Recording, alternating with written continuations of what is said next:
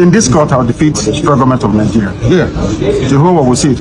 Where is the treasonable felon? Where is it? All these years, journalists are shouting treasonable, treason. What's treason today? It's gone. In some way, this terrorism charge will go. I'm thinking of another capital offense that can charge me with. Maybe, I don't know, impregnating the wife of somebody. I don't know what other thing they're going to charge. You say you are innocent of all these charges. The federal government, they know I'm not guilty. My only guilt is that I'm fighting for my people. And I will fight for them. Okay, so for justice and fairness and equity everywhere. Our family is based on 4 cardinal points. You must be without fear before your enemies. You must speak the truth always, even if it leads to your death. You must help the poor and those who cannot help themselves, and be of good character that God may love thee. That's who we are. Not too small for what the Nigerian government and Kenya did to Nigeria. That's the beginning. That's the beginning. A major victory for IPOB members all over the world. And congratulations to Nnamdi Kanu and all his legal team seeking justice in Kenya. Unfortunately, Nigeria did not get away with it. Assurance is already shut down. What we are hearing now is that there's an emergency meeting because the ICC has been elected, the international community has been elected, and there is ongoing underground check to see how the likes of Buhari, the likes of Uhuru Kenyatta, the former president of Kenya, will be brought to answer questions of illegality and having contravened the Commonwealth law. That's where the problem is. And we keep on saying it when we say Nnamdi Kanu is illegally renditioned, kidnapped. You know, it kept incommunicado for several, I think for 8 days, before he was finally, hooded and brought back to Nigeria. What a wickedness. And this thing actually took place in Kenya. So we keep on saying it, that Kenya will be held responsible for, contravening the Commonwealth Treaty, for abridging the international law of human rights, of which Nigeria was also a part of that treaty, Commonwealth Treaty. So what it signals now is that, when you listen to that judgment pronounced by J.Nwita, most people do not know that this case has been on in Kenya, and IPOB legal team attached to Nnamdi Kanu has been pursuing that case. So from what we are hearing now, Omotosho is on the run. The Nigerian judiciary shut down. Asurok shut down. They don't know how they are going to go about it. Definitely because they have written a major international letter to Tinubu, and Tinubu have to provide Malami, have to provide Buhari, and of course Femi Adesina at the end of the day. Then the same thing is going to happen to Uhuru of Kenyatta. They have to provide these people so that they can be able to face the law, the ICC at the end of the day, so that they will tell their own story, how they manage to carry out, that kind of calamity. Then we'll be able to see, the role the former president of America actually played in this. I'm talking about Barack Obama, and the role other Arab nations played in this, But unfortunately, Nnamdi Kanu was able to survive these major atrocities across the world. And not only you can see now, victory everywhere, victory for Biafra, victory for everybody that is involved in this struggle of reality. Nnamdi Kanu said it very, the end of Nigeria has come. I will end Nigeria. I will be the end of Nigeria, and that is what we are saying now. Even I don't know the charisma. I don't know where he's going to borrow the energy again. James Omotosho in Asoro, in Abuja, to muster the courage to stand and look at Nnamdi Kanu's case and say he's opening defense. Now, the country where this calamity was carried out, criminality was done, has come out and said what we did is wrong. What else? What we actually did is absolutely wrong. And this man, you know what it means to keep somebody incommunicado.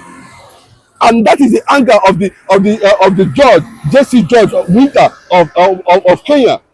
That after several processes, trial prosecution, presentation of defense and other, and he came to the conclusion that this was purely illegality. How are we going to stand that now? How is Bola Ahmed Tinubu going to tell Buhari that you are under ICC watch currently now for contravening the Commonwealth Treaty that binds all English colonized speaking nations. So you can see when Nnamdi Kanu always say it, as you can watch it on this background, there's no court that can try me. Nigeria has lacked the jurisdiction to try me. So it means that he knows what he was saying. He knows 100% that he's saying the right thing. When they are telling you that Nnamdi Kanu is already bigger than Nelson Mandela, it's not a joke. When they are telling you that Nnamdi Kanu is bigger than Nigeria, it's not a joke. When they are telling you that Nnamdi Kanu has been ordained and perfected, fortified for this agenda, nobody believed it. But it seems that everything is working on his behalf, because he said this very clearly that it was God, Chukwuokike Abiyama, that sent me. He has crumbled the Kenyan government. He has prophetic messages that he has said before now that's happening, his prophecy. Even Showeri called him a prophet. Yes, of course. Are they pretending? Are you not seeing even the Hausa youth celebrating Nnamdi Kanu? Are you not seeing even the Yoruba youth celebrating Nnamdi Kanu? Are you not seeing, globally what is going on now? And this is a major victory for IPOB members who have just established, their command headquarters in Europe, right there in Germany. Nigeria, I think it is. See, I'm telling you, it will be very dangerous for them to, underrate somebody who has said it, that I will be your end. And it's not even the Lion Day was confronting the demons. In the Lion Day was confronting the demons, even their own God, because he said, "You do not have the jurisdiction to try me." Enemies of Nnamdi Kanu, can you now come out and see how justice was being obtained without bribery and corruption? All the years Yanko and Buhari was manipulating Nnamdi Kanu's processes. Can you see what it has turned to now? Is it not a shame for them? And they pretended. I want to use this opportunity to call out Femi Adesina. Come out and say something. Come out and say how you people, Malami, went underground in Abuja and planned how to kill Nnamdi Kanu. How this will come together and say, yeah, even the guy that said someone must die, few months ago he died. Yes, one of the APC, yes, loyal to Bola Tinubu, that he deserves to be shot. But be reminded, as from this point onward, that Biafra is divinity. Biafra is divinity. And the time for the world to recognize the reality of Biafra has come. And that's why you see constant, or upgrade, high level of diplomacy globally, attracting global attention. This is another victory that has already been celebrated by CNN and world class, news agencies, talking about the same particular man that Nigerian government kept incommunicado again and pretended as if they do not know what is the real thing. I keep on saying it, that it is not the law that is holding Nnamdi Kanu. What is holding Nnamdi Kanu is interest. And you can see it clearly. If a foreign land like Kenya, even while they are still boiling, where they still unrest that Ruto Williams must go, they still find a way to pass judgment, to set the record straight by declaring that what was carried out in their own soil is illegality. But when you talk about it here, they say, bring him and kill him, bring him and kill him. Now we are seeing it coming out on daily basis. Then the thing is that, with Omotosho, summon courage now to preside over this matter again. How would it look like? As I'm telling you, there's massive celebration in Germany, there's massive celebration in Italy, there's massive celebration in the Biafran land currently, there's massive celebration in Finland, all over the world as a result of this victory, because he has sent a strong signal across the globe. Nnamdi Kanu has resuscitated the liberation of the first Jewish black nation in the world. There's no two ways about it. See, I keep on saying it, that Nnamdi Kanu is law and order. There's nothing you can do. There's nobody in the eastern part of the country currently now that can say anything and anybody listen to that person except Mazi Nnamdi Kanu. What of Peter Obi and Lesotho? Bros, let me tell you, they should abstain themselves from what is on ground and face the reality. And what is the reality? The reality of something whose time has come. Victory everywhere. Victory in Finland. Victory in Kenya. Victory everywhere. The Janjaweed Fulani felt that Nnamdi Nnamdi Kanu's end has come. They tried to kill him, but God intervened. Now the world has seen it. Then and it will be a big shame to the president if you have seen a nation like Kenya have recognized Mazi Nnamdi Kanu as not a terrorist. That IPOB, they do not say IPOB is a terrorist organization. They refuse to mention that IPOB is a terrorist organization. They refuse to say that Mazi Nnamdi Kanu. These are some of the things when you listen to from the angle of international police, Interpol, they made it very clearly that Mazi Nnamdi Kanu, they were not consulted before that criminality took place in Kenya. And that's the result we are saying today. 120 million Kenyan shillings, brother, it is a thank you message. I'm sorry that this is happening in our land under our watch, and we cannot continue to hide it anymore. And I'm telling you, that war is coming. Kenya has played to support Biafra at the end of the day. That is what it means. They have given their consent. They have said it very clearly, that Kenya-Biafra relationship have started. And that is the way to go. So we are continuing to gain more African nations, on the side of Biafra. All kudos, courtesy of Mazi Nnamdi Kanu, resilient spirit. Kudos to the IPOB leader himself, the supreme leader, Mazi Nnamdi Kanu. Humiliation Mazi Nnamdi Kanu went through. That is because the gentleman is an Igbo man. That's why they reduce the value, the payment, the financial incentive that low. The incentive is too low. In regard of the kind of dehumanization, demoralization, deprivation and the persecution the Igbo man went through. Igbo na ekwenu, okwa Igbo na Igbo phobia. Of Nigeria, chairman of board of benchers. A grown an old man like this doesn't know the law. You don't know the law. I have petition against her. Nonsense. Nonsense. Why is it when it comes to my case, they turn the law upside down? They turn the law upside down. Upside down. Upside down. The rules. Who are not educated. I am an educated man. I can't show them the petition for the simple reason that if you show it, what the judge said was that the case file. Listen, this is the laws of Nigeria. The prosecution, and this court doesn't know the law. That is the fact. Yes. Poor knowledge of the law is killing Nigeria. Poor knowledge of the law, they don't know the law. This is a federal gazetted law of Nigeria that says here that the chief judge of Nigeria cannot tell Binta Nyeko what to do. It's here. It's your law. Just obey it. That is why I do what I do. I agitate for Biafra. I agitate for Biafra by right to agitate. My right. They turned it from treasonable felony now to terrorism. Stop talking when I'm talking.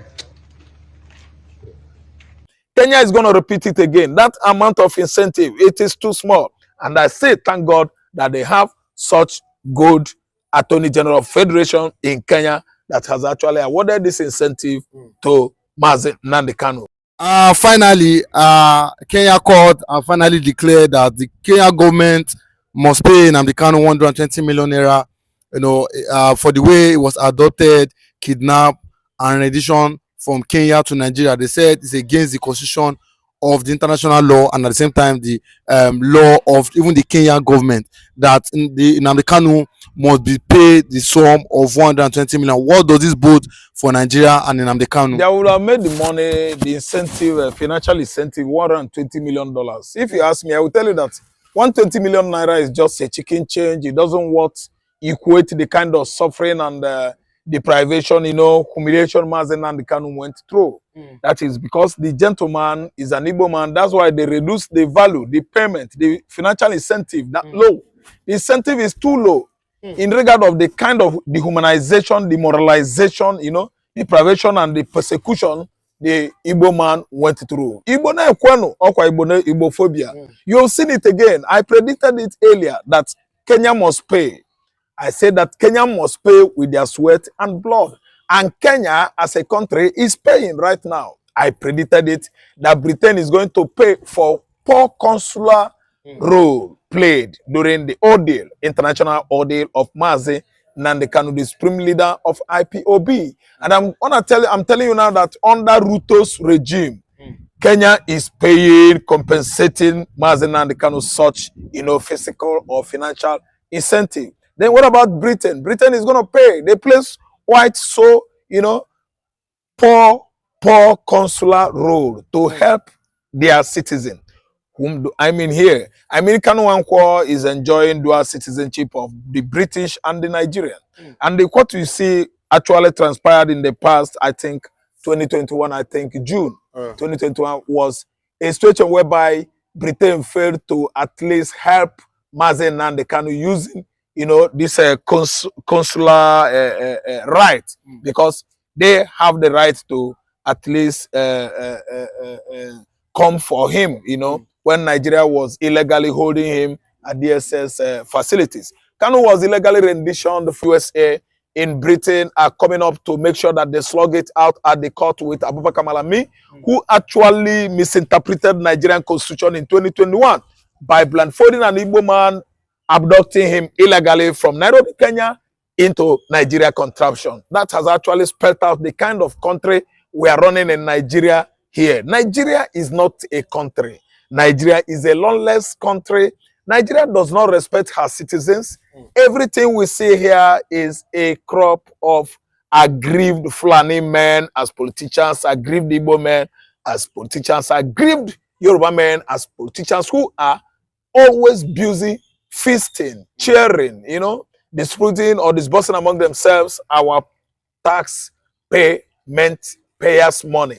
That was what actually is going on in this part of the world. You can see the current president is a man that is so clueless and very, very inexperienced. You know, what he knows is just talking anyhow, you know, chanting without, you know, monitoring or managing what comes out from his mouth. He can talk anytime he wishes, but because of what he is illegally or illegitimately put into or given the audacity to be in that office of the presidency. What am I saying here?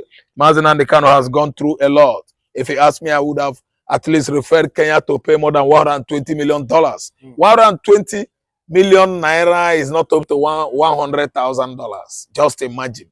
A man that has been passing through, going through a lot of, you know, bitter ordeal since 2021 till now. That's 4 years, 48 months. Has been awarded only $120 million. How much is it? 120 million naira, sorry. How much is it in dollars?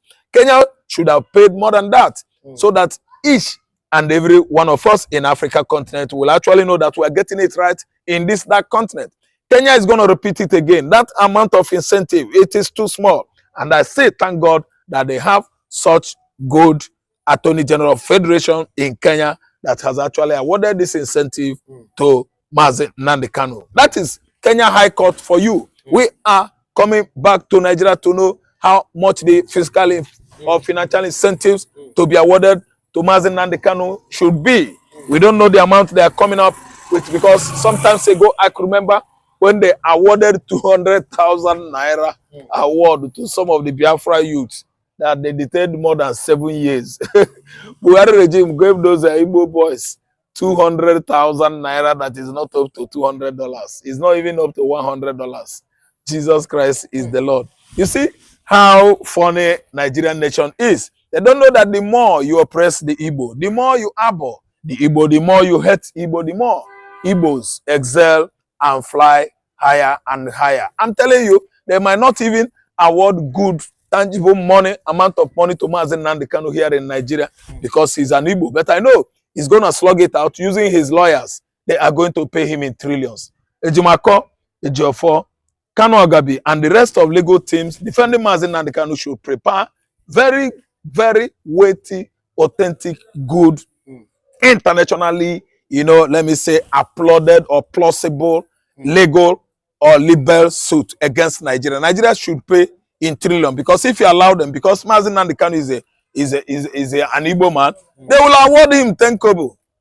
They don't have value on us. They have not depend on us. They have not even recognized us that we are the engine house of Nigeria. All they know is Ntibu Nzobo Igbo man, oppress Igbo man, neglect him, exploit him, marginalize him because of these useless, Arab Tuareg desert dwellers like Fulanis. And I'm telling you that even in conjunction with the Arab Yorubas, they are not valuing the Igbos. The Arab Yoruba, over the years, are conniving with the Fulani, their counterparts to annihilate, oppress, and suppress the Igbo man.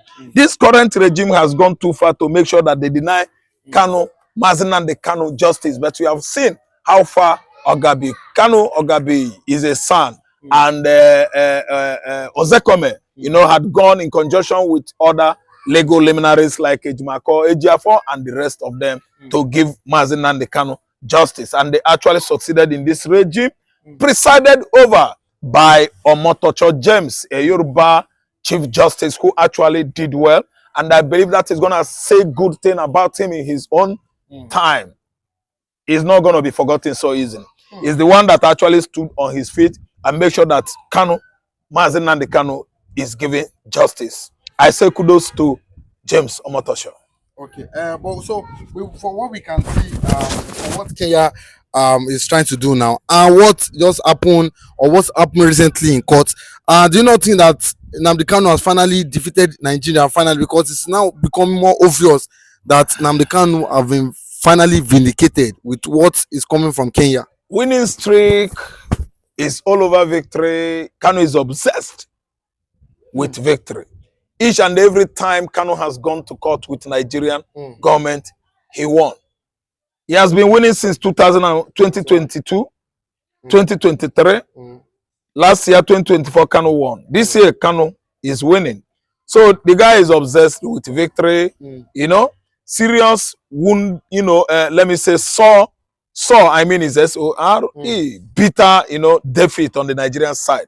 But Nigeria could never be a country that will do the right thing that God or her citizens want. What Nigeria is always doing is what? Oppressing, suppressing, bringing down the citizens, suffering them, siphoning their money, collecting taxes from them, demolishing their properties, one way or the other, depriving the citizens of this country their rights. So that's what I'm saying. Kanu has been winning, and he has been vindicated. This time around, we are seeing a country that has come out to say that they don't have any case with Kanu. So what happened?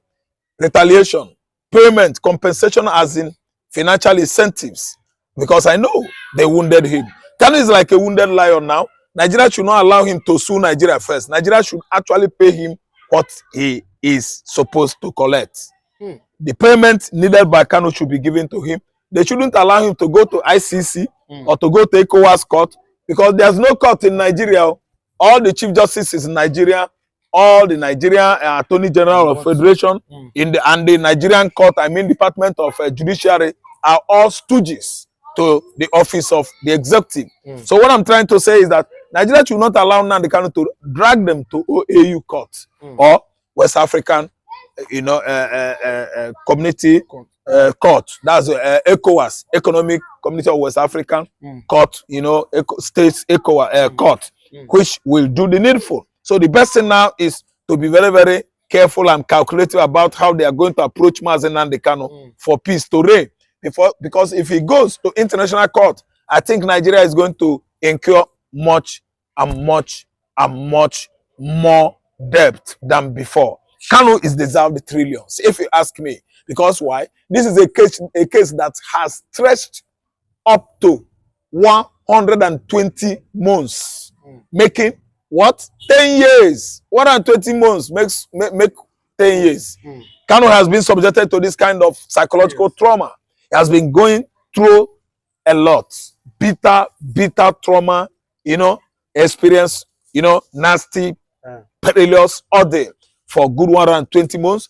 What manner of man is he? He's a human being created by God. Kanu is not God and will never be God. What I'm trying to say is that Nigeria should pay him handsomely, because Nigeria is a country whereby the irregularities, lawlessness, injustice, wickedness thrive, thrive, on daily basis. That's why someone like Kanu, an educated man with history and the law, has been teaching Nigeria how to review Nigerian constitution in the court of law.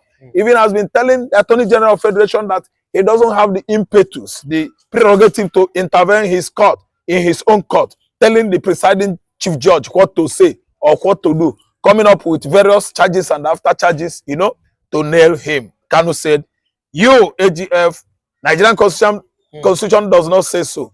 You don't have right to query me in the court or to come up with fresh charges so that I could be nailed when I am not culpable.